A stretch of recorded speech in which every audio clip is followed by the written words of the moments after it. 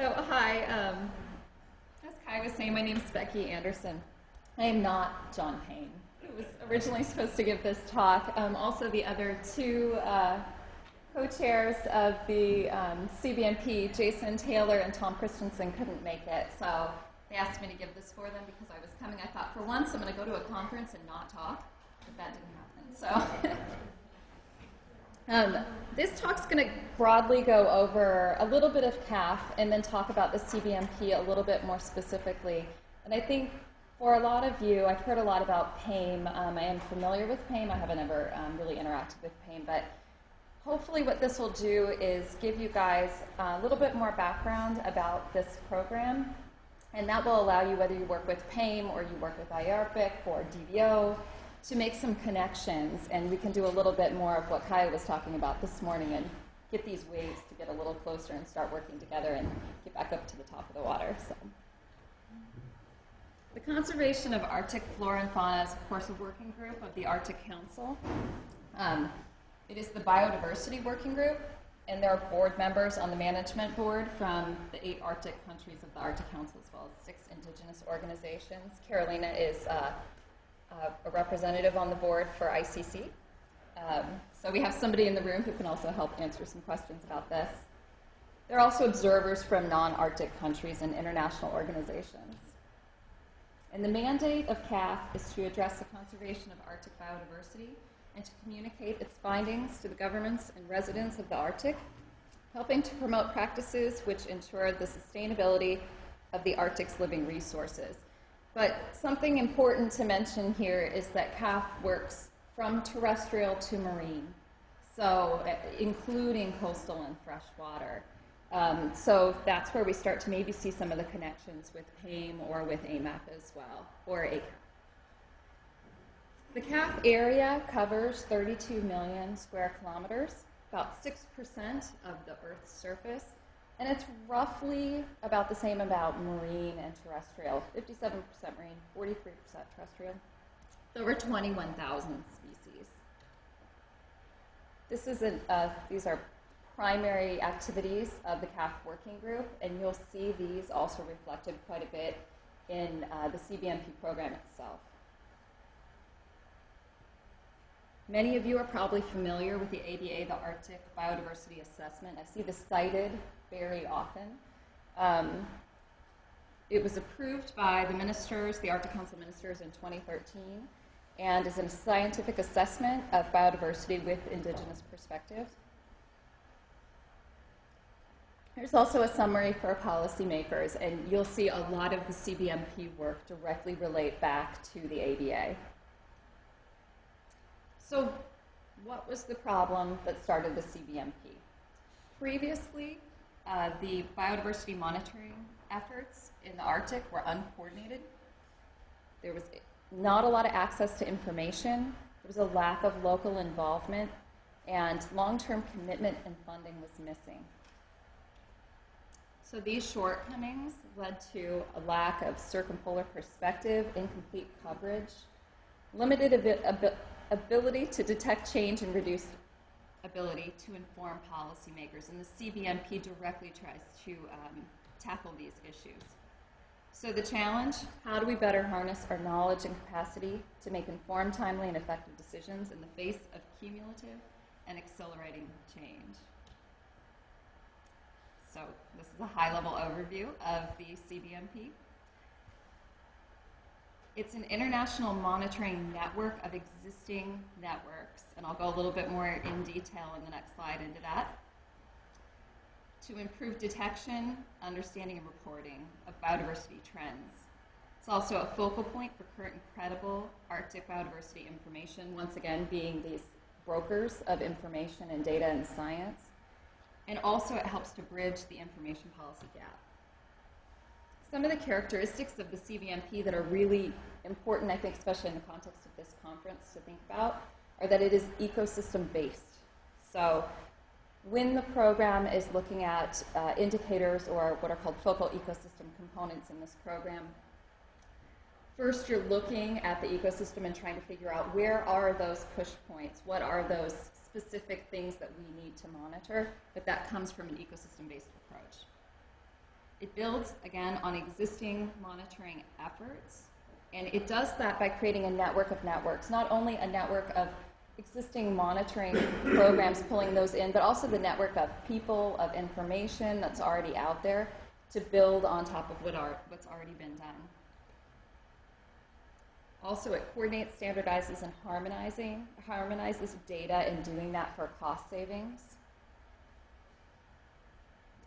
It focuses on being able to up and downscale information. So take local information and put it into an international context, and take an international context and bring it back down to local communities. It also is an attempt to react to being able to get information out in a more timely manner.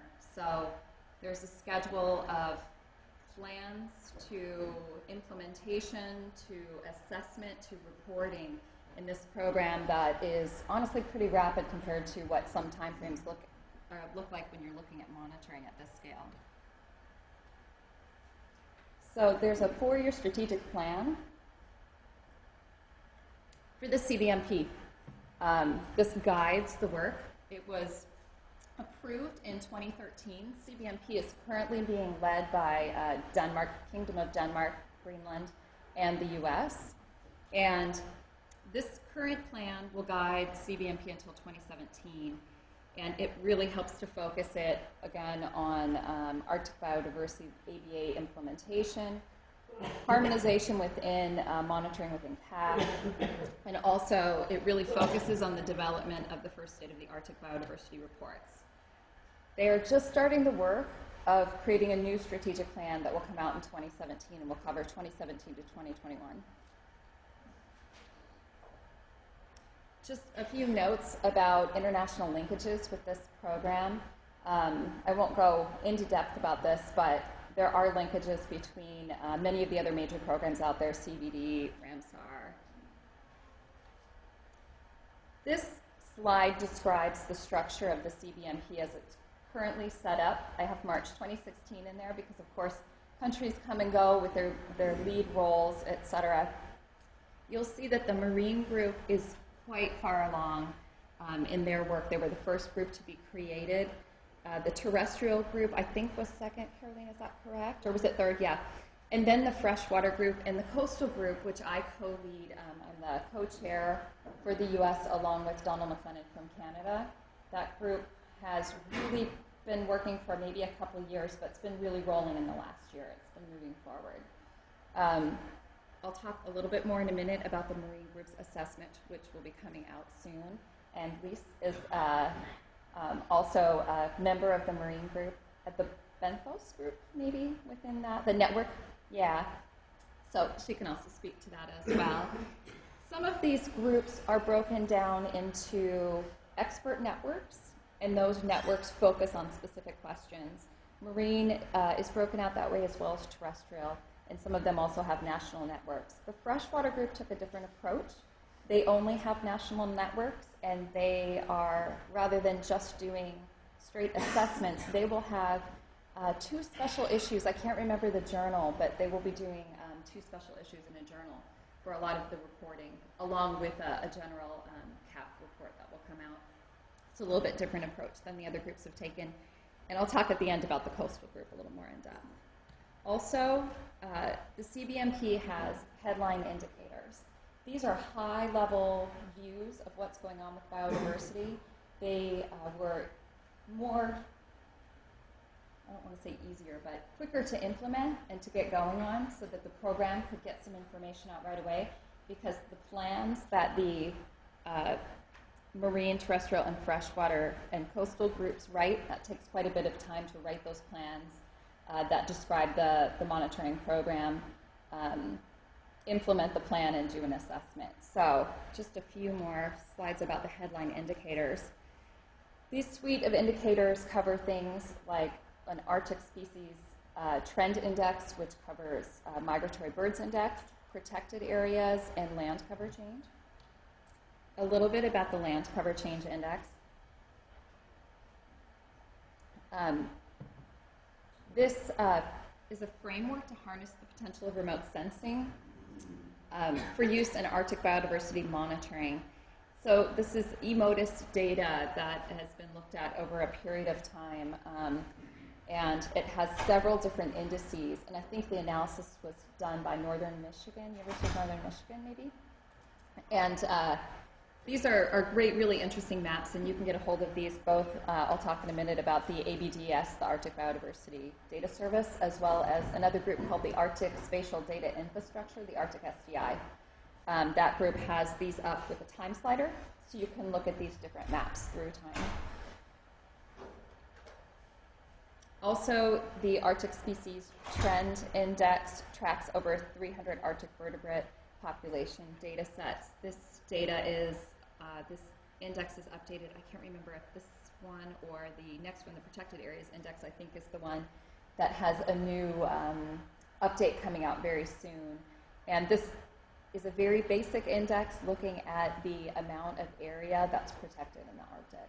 So, like I said, very high level, but gives you a quick look at it.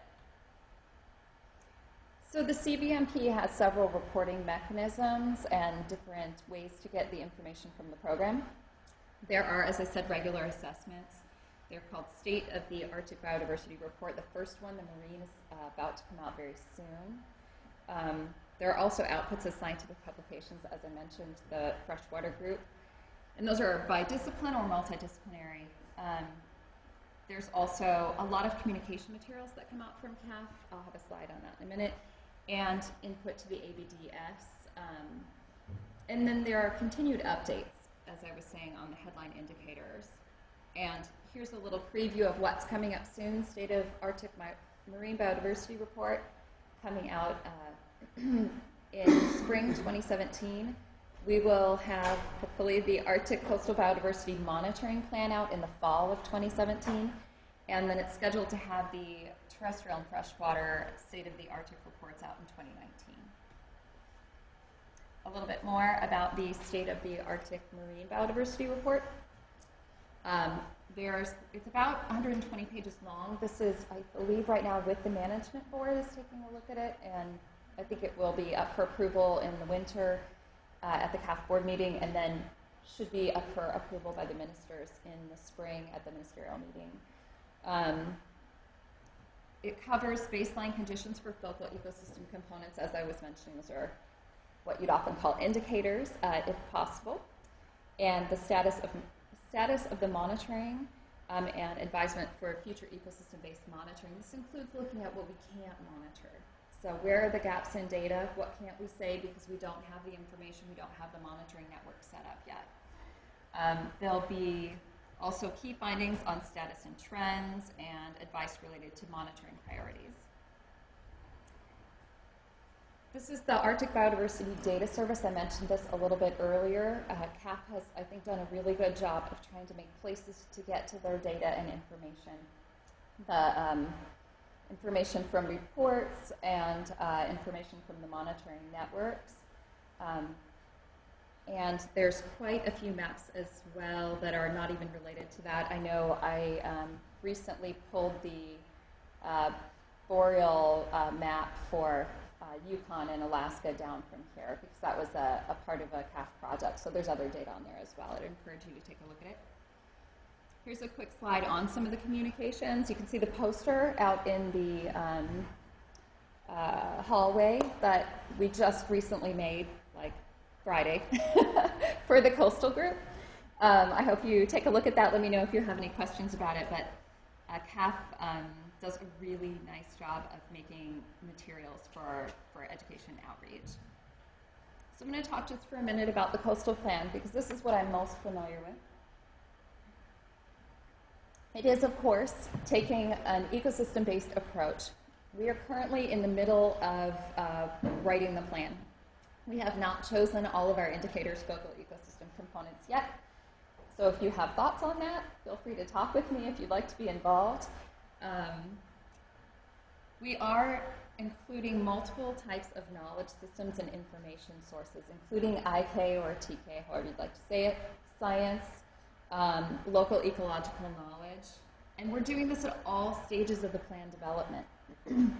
We're also identifying a suite, of course, of coastal biodiversity indicators, and we will be looking at gaps in existing monitoring programs.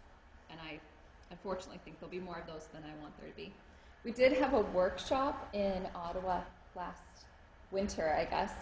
So March 1st through the 3rd, we had an overall workshop, but on the 29th, ICC did a fantastic job holding an IK holders meeting. And Patrick was there, so it's great to see some people here who were there. What we really focused on at that workshop were key issues, ideas about focal ecosystem components, and how to move forward. And there were an amazing number of exchange moments between the scientists and the IK holders. It was very valuable to have both groups there at the same time talking. You can see at the top photo, we literally mixed up the room and got everybody sitting down and going together through some of this information. The middle picture, you can see Roy is from Nome, and he's sharing information about sea ice and salinity. And those are two scientists, both of them ecologists, who, or actually, one of them is a geologist. And they are, I can't tell you how insightful it was for them to sit down with him and learn about not only when to go on the sea ice and when not to, but his observations about what he's seen and how well that was matching up with what the biologist or the ecologist had seen. So this is a really good example of how we want to use different knowledge systems throughout the entire development and then the implementation of this plan. So from the questions, the key questions that you start with for monitoring, to finding ways to integrate, perhaps through attributes of monitoring, different attributes that could be focused specifically on the type of knowledge that IK holders have versus just science, to bringing that information all the way back to communities. So this is my last slide. I've been inspired this week. I'm actually a geographer. I'm a geospatial person. My background is in mapping and data. And I am not extremely familiar with EA or EBM approach from my, let's say, schooling and just everyday background. But what I thought I'd do is try to take the 6 main EA elements that we've been talking about here and map them across to the CBMP elements as best I could from my coastal experience. So I really saw that when you look at identifying the ecosystem, that's very much like the CBMP plans, because when you look in the CBMP plans, you'll see a description of the different areas and also just breaking it into those 4 components. Describing the ecosystem, that also happens while we're choosing the focal ecosystem components. We go through a process of describing the ecosystem. When setting ecological objectives, probably the closest analogy is developing the actual monitoring plans. And assessing the ecosystem is very much for us state of the Arctic reports. Valuing the ecosystem, I don't believe that that's really very formalized in that program, but it does happen in a non-formalized way, maybe not economically, but certainly when we talk with IK holders and community members about what's important, that is one mechanism for valuing the ecosystem. And the management information, of course, isn't coming in CAFF, but going back out as information for managers. So that's it. I've got the contacts for CBMP up there, as well as Tom Berry, and my email is at the bottom, so thank you very much.